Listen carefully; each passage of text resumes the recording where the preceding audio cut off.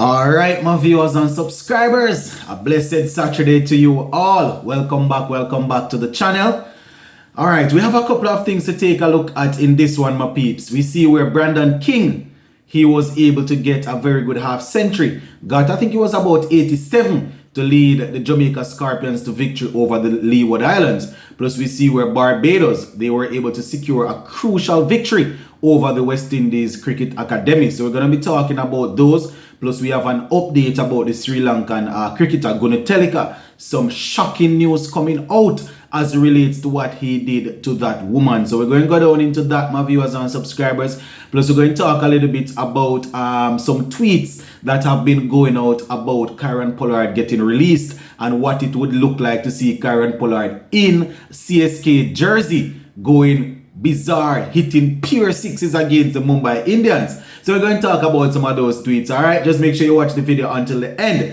And if you have not yet subscribed, please go right ahead and subscribe to the channel, my wonderful Sports to the Bone family. All right, so the first thing we're going to talk a little bit about is that Brandon King innings had a very good knock against the Leeward Islands yesterday evening. He shared a very good opening partnership with Chadwick Walton. And as a result of that platform, the Jamaica Scorpions were able to secure victory. Now, Jamal Hamilton for the Leeward Islands, he actually got a half century to lead his team up to 207. They were actually bowled out for 207. A very good comeback based on where they were at. They lost quite a few early wickets, my viewers and subscribers. So they ended up on 207 or 48.5 overs. And you know, I must tell you that the rain played, the rain contributed to that.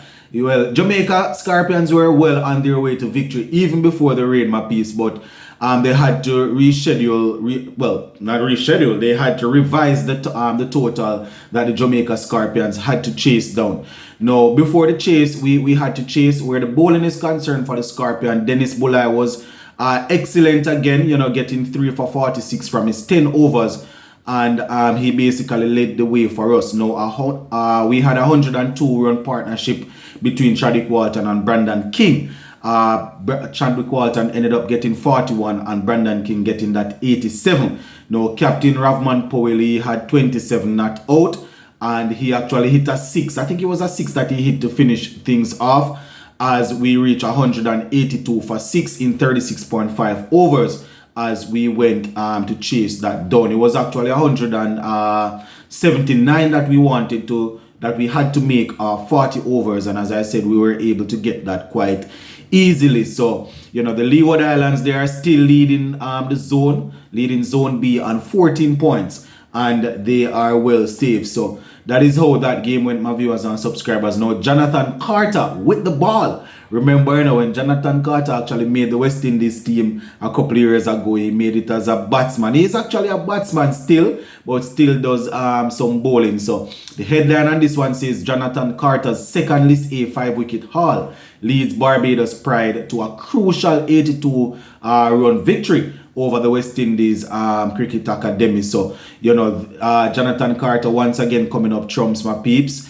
You know, we would have seen half centuries from a couple of players in that game. You know, the Academy, they won the toss and decided that they were going to bowl first. Now, the Barbados Pride, they got 279 for 6 off their 50 overs. We had Kyle Hope, he had 69, and McCaskey had 51. Shea Hope, the captain, had 50 also. So that is how it went for them, my peeps. Joshua James had 2 for 61 and he led the way. Now, in terms of the batting for the Jamaica for the West Indies Cricket Academy, you know, they tried their best, and Keegan Simmons getting some runs and Kevin Anderson getting some runs. They were bowled out for 197 within 44 overs. As I said, Carter getting 5 wickets, actually 5 for 30. So the Barbados team, they were able to secure a victory in that game. So the Super 50 tournament continues, my viewers and subscribers. As you can imagine, going to make sure that I keep you guys up to date with how things are going in that. Alright, so the next thing that I want to talk about is Sri Lankan cricketer Gunathilaka. Now, some very I don't want to say shocking, but some very colorful information has actually come out as it relates to the encounter with the female. And you know, this is YouTube, so I'm gonna have to change things a little bit as I give you guys the information. Now, in the complaint, as we know, the female would have complained to the authorities, and in her complaint about Gunathilaka taking what was not given to him, you know, this is what was said. The complainant, she tried to remove his hand, you know, by grabbing his wrist. So this is some real information based on what is coming out of us out of Australia. So apparently the complainant tried to remove his hand by grabbing Gunathilaka's wrist and trying to remove it, but he went ahead and held on to her, you know, and was squeezing even tighter, holding on to her and squeezing even tighter. And based on what they are saying here, he actually tried to her 3 times. You know, he tried to choke her 3 times, and that was definitely, it's not looking good, my peeps. It's definitely not looking good. You understand? And she went on to say that, you know, while he was doing that, she actually tried to remove herself away from him, which would definitely mean that no consent is there. And, you know, he just proceeded to try and her neck once again. And boy, I tell my viewers and subscribers, it's not looking good. The next hearing is supposed to be on the 12th of January. And, you know, Gunathilaka, as you know, has been suspended by Sri Lanka and he has been remanded over there. So I don't know how that's going to work out, my viewers and subscribers. As I said, these are some colorful information coming out as it relates to some details, you know, and how things went down. You know, she was able to say that he tried to choke her 3 times. She held onto his wrist and was trying to remove his hand, but he just held tighter and was pulling her. And, you know, she tried to remove herself from the situation, which would basically show that, you know, she is not granting consent. And he went ahead and had his way still. So he's definitely going to have a lot to say when the hearing continues.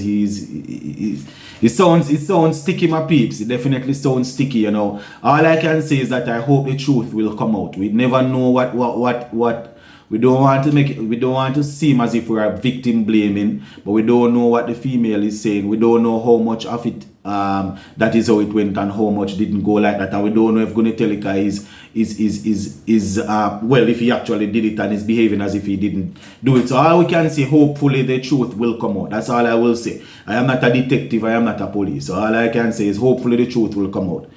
Alright, so the final thing I want to touch on in this video is about this Kieron Pollard situation. We know this man is one of the cornerstone of Mumbai Indians team.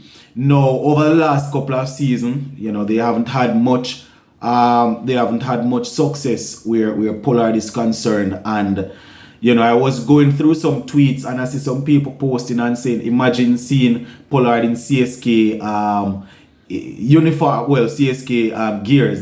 This is not me saying Pollard will be playing for CSK. Just people typing some stuff saying, imagine Pollard playing for CSK and hitting Mumbai Indian bowlers for 6. That would be heart-wrenching.